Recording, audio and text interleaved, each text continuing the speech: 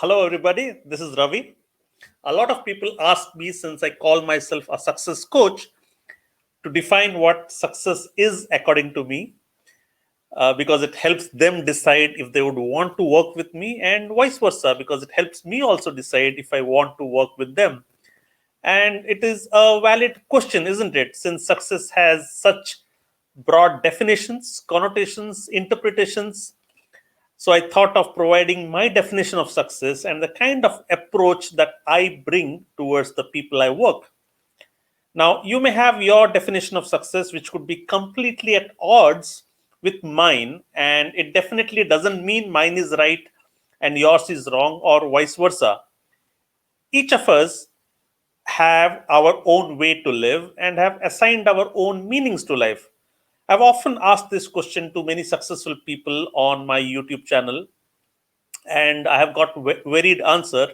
So let me just share with you what different people have answered to me. So here is Esther Wojcicki definition of success. Now, Esther, those of you who followed my YouTube channel, I had interviewed her several months back, and she's the author of this very phenomenally popular book, How to Raise Successful Children. And Esther has raised three very highly successful, mighty accomplished children. One of them is the CEO of YouTube and other CEOs, and a very accomplished doctor. So she says, so she has had a long winding answer, but the summary of it was to be able to live a life of meaning and purpose. And then I asked Kiruba. Kiruba was also my guest, and I asked him to define his success. And Kiruba said, the way I interpreted it was success is being able to garner respect from the world for the value you offer to the world, and you are respected for creating and not consuming. So that was his take on success. My mentor, Rajesh, has this to say, and he said, to live a life of creative accomplishments is his definition of success. His mantra is to bring ideas to life with love, and all through his life, he has chased more and more ambitious ideas and projects that has put him in perpetual self growth. So I resonated with all of them. Of course, there are books that have spoken about the successes. So I have crafted my own definition of my own definition, and which is actually an amalgamation of all of this and some of my thoughts. Let me just read out what I think about success. So my definition of success is to live a life of accelerated personal growth, so that before I die, I should have maximized the limits of my potential. So this is my definition. Of course, I have been. It's a result of multiple influences of books, of people that I'm surrounded with. But this is how I actually have crafted it. So living a life of accelerated personal growth gives me meaning and purpose. And but how do you put yourself in an accelerated personal growth?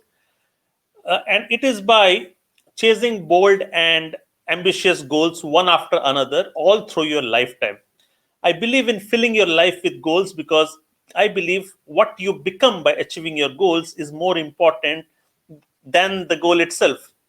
And one of my favorite quotes come from Dr. John D. Martini. I came to know of him this year, and I've been fascinated by his wisdom. And he says that if you don't fill your life with high priority goals that inspire you, then your life gets occupied by low priority distractions that deaden you. And it is similar to a garden that you left unattended, right? So if you don't tend your garden regularly, then weeds take over. And same is the case with your life. If you do not fill it up with high priority goals that inspire you, then your life it just gets distracted by low priority distractions. And that is why I led a goals driven life. In fact, if you have followed me, my community is called Goals Driven Life, was called Goals Driven Life, because I believe a goals driven life is a growth driven life. Because when you pursue your life goals, what you become becomes all the more important than what you achieve at the end. So it just puts you on accelerated self-growth path. So that is how I believe in. And of all the goals, one goal that I want to highlight, which is important for my definition of success, is achieving financial independence. And I call this the meta goal. Meta goal means one goal that has a profound impact on all other goals, and that is to achieve financial independence. Because most people are unable to live true to their purpose and their gifts is because they're chained to their immediate financial needs, living foot to mouth for most part of their lives.